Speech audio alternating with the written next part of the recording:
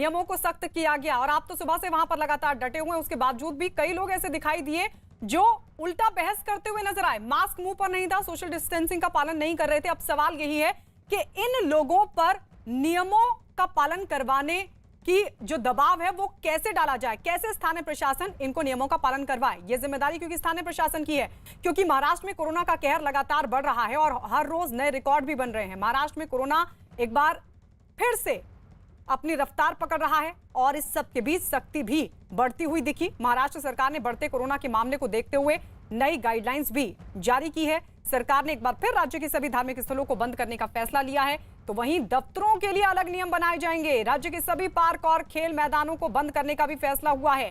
Theatre भी पूरी तरीके से बंद कर दिए गए हैं, जबकि रात में केवल जरूरी सेवाओं के लिए ही आने जाने की इजाजत होगी।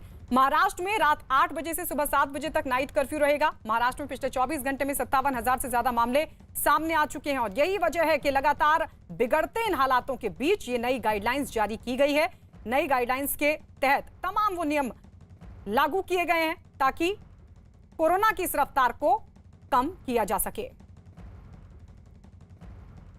ये लॉकडाउन थोड़ी है, ये तो हमने जो गाइडलाइंस है उसको कड़क किया है, जो एसओपी है उसको कड़क किया है। इंडस्ट्री किस तरीके से चलना चाहिए, इंडस्ट्री में कितने लोग होने चाहिए और उतने लोगों की जवाबदारी किसकी होनी चाहिए।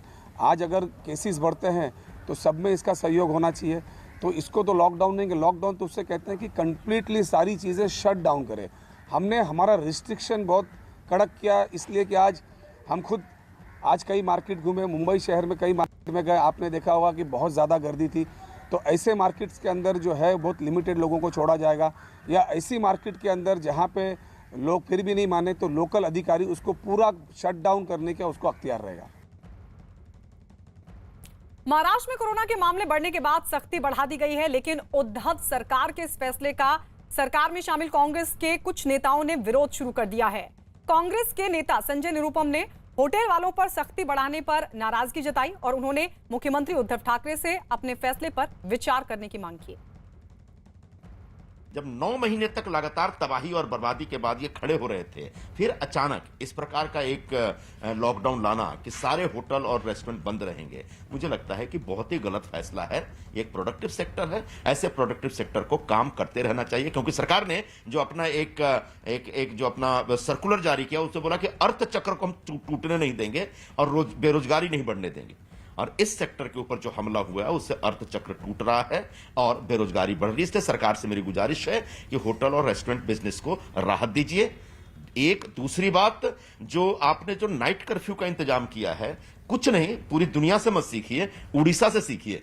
उड़ीसा में जो नाइट कर्फ्यू का आयोजन है वो है रात को 10 बजे के बाद शुरू हो रहा है, तो यहां पर भी रात को 10 बजे के बाद शुरू होना चाहिए। और इस वक्त एक बड़ी खबर अक्षय कुमार से जुड़ी हुई बड़ी खबर है कि कोरोना की चपेट में आए अक्षय कुमार को अस्पताल में भर्ती करवाया गया है। एक दिन पहले ही अक्षय की कोरोना रिपोर्ट पॉजिटिव आई थी और उसके बाद वो घर में ही क्वारंटीन हो गए थे और ऐसे में उनकी टीम के अन्य सदस्यों का भी कोरोना टेस्ट करवाया गया था, जिसमें से करीब 45 जूनियर आर्टिस्ट भी कोरोना पॉजिटिव पाए गए हैं। सभी को तुरंत क्वारंटीन कर दिया गया है। अक्षय फिल्म राम सेतु की शूटिंग कर रहे थे और जब उन्होंने टेस्ट करवाया तो उनकी कोरोना रिपोर्ट पॉजिटिव आई, जिसके बाद उन्होंने पहले तो खुद को घर में क्वारंटीन कर लिया था, लेकिन अब यह जानकारी कि उन्हें अस्पताल में भर्ती करवाया गया है। तो अस्पताल में भर्ती हुए हैं अक्षय कुमार और जो जानकारी मिल रही है उसके मुताबिक ये देखिए, ट्वीट कर अक्षय कुमार ने खुद ये जानकारी दी कि वो अस्पताल में भर्ती हो रहे हैं। इस सब के बीच आपको ये भी बता दें कि फिल्म राम सेतु की शूटिंग में जो उनके सहयोगी उनके साथ काम कर रहे थे, तकरीबन 45 कलाकार भी कोरोना पॉजिटिव पाए गए हैं।